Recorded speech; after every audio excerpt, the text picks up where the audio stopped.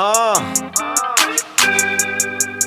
Big ball, fat, making my ends. Fucking big killer, hot.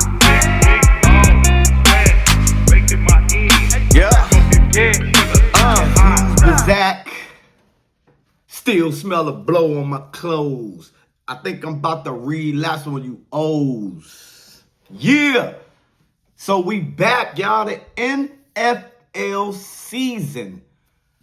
Week 1 is finally here, ladies and gentlemen. We've been waiting for a long time to get it back and popping here on Sports God TV.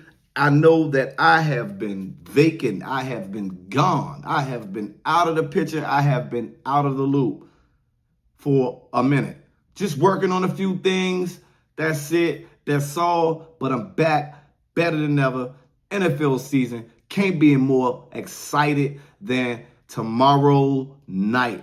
Opening night, should I say, between the defending NFC East champs, the defending NFC Conference champions, and the defending Super Bowl champion Philadelphia Eagles versus the Dallas Cowboys. Oh, and by the way, did y'all hear the news? I mean, the latest news that's coming out of Dallas? Did Jerry do that?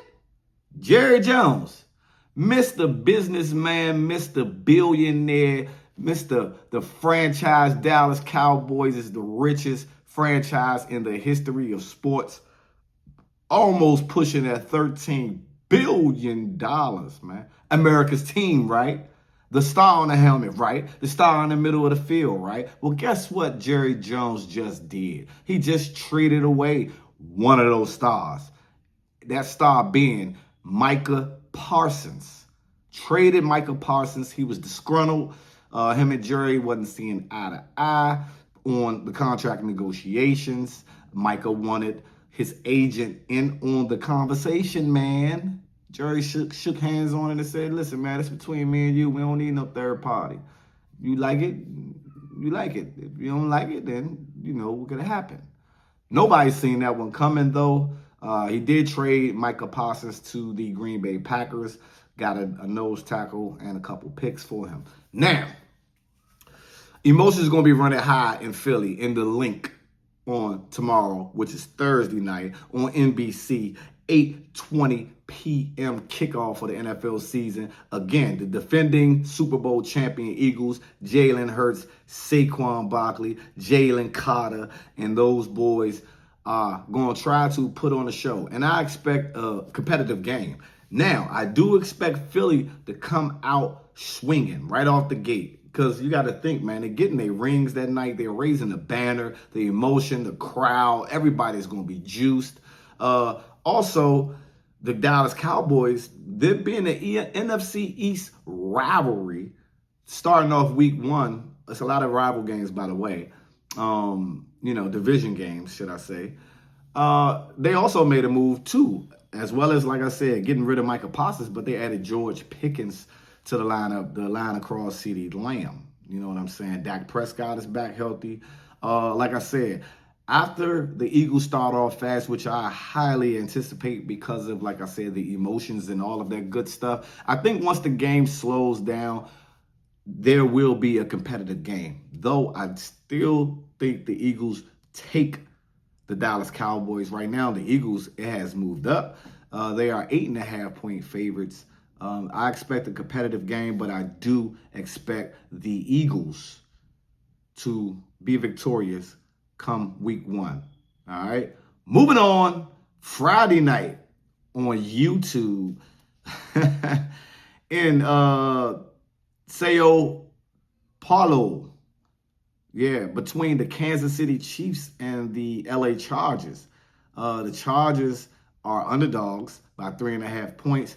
The last time we seen the Kansas City Chiefs and Patrick Mahomes, the confetti was falling on their heads, and they weren't the winners, which is surprising when it comes to Super Bowls. The Eagles got revenge, and they pretty much dismantled and dominated Patrick Mahomes, Andy Reid, and the crew. They didn't know what to do. Nothing. Zilch. They was non-existent. Travis Kelce was contemplating retirement, but he said he can't go out like that, man.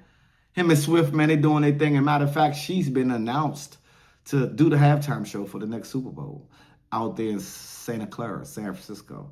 Should be an interesting game. If I had to, pick this game, of course, I think the Chiefs would win the game, but the Chargers are 3.5-point favorites, and they I believe, have a perfect record underneath Harbaugh when it comes to against the spread. Give me the Chargers week 1 with the 3.5-point spread. Moving on. Buccaneers and Falcons, another divisional game. Hey, man, I expect the Bucs to be tough. I think they come on the road. They 1.5-point favorites. Bijan Robinson is a stud. Michael Penix is getting the start. Atlanta is in position. I mean, they have a lot of good members on their team. So does the Tampa Bay Buccaneers. I expect the Buccaneers to get the win, though. So give me Tampa Bay on the spread. You got Bengals and Browns. Not too really juiced up about that game, but I am juiced up to see what Joe Burrow, Jamar Chase, and T. Higgs going to do. Hendrickson finally is in camp. He had a long holdout. Give me the Bengals on the road against the Browns. Oh, man. Now, let's talk about Ashton Genty. The Raiders versus the Patriots. Drake May's second year, his campaign. And, new coach Mike Vrabel there, former New England Patriots Super Bowl winning linebacker. Also, a great coach. I expect them to be a lot better. They made some moves. They got Stephon Diggs, at the receiver. But I like Ashton Genty. The Patriots are 2.5-point favorites. Give me the Raiders on the spread.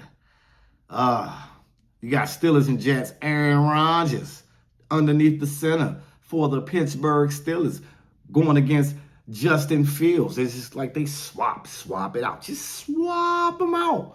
You know what I'm saying? Like I said, minus George Pickens, but the Steelers has picked up DJ Metcalf. Looking forward to seeing that combination go along. And Justin Fields with Aaron Glenn, former defensive coordinator for the Detroit Lions, is a head coach with the New York Football Jets. And we shall see. Really can't say. Give me the Steelers on the road. They 2.5-point favorites. Give me the Steelers. They beat them by a field goal in a tough game. AFC North, right? Then you got, my Washington Commanders, who shocked the world last year. They reloaded, recalibrated. They got Debo. I said it right. Debo. There you go, Debo. And they also got Laramie Tunsil, left tackle.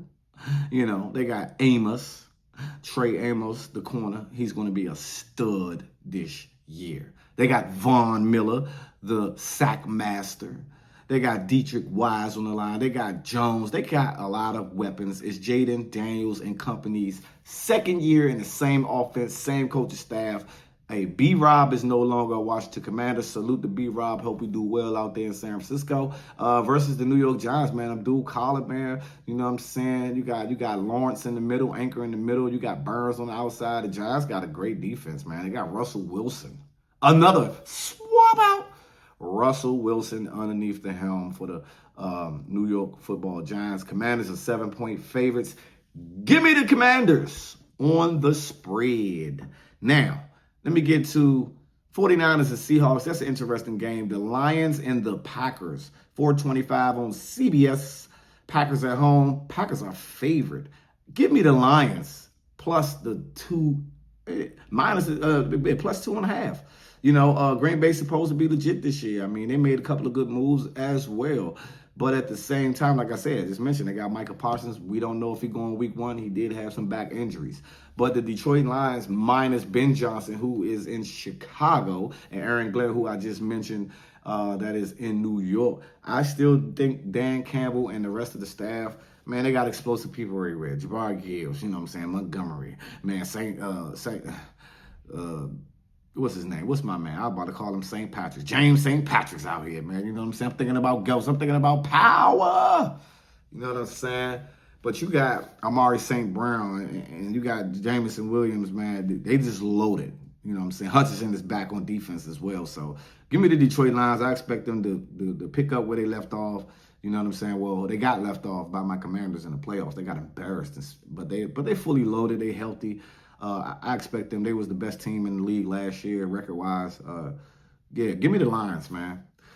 And then you got the Ravens and Bills to cap the Sunday night off. Man, what a game, what a game, what a game. We already know Mark Andrews dropped that touchdown, dropped that two-point conversion, was it? Yeah, in the end zone, man. Wish he could have had that back. I mean, he probably catch 99 out of 100 of those all the time, right?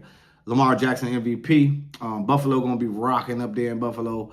And I expect the Baltimore Ravens to come on the road and beat the Buffalo Bills in a tight, hard-fought game. And then you end it with Monday night between the Minnesota Vikings as J.J. McCarthy makes his rookie debut. Well, technically he's not a rookie. This is his second year, but we all know that he did not play none of his first year. So this is technically his first start in the National Football League versus the Ben Johnson-led new look Chicago Bears. Caleb Williams' second year.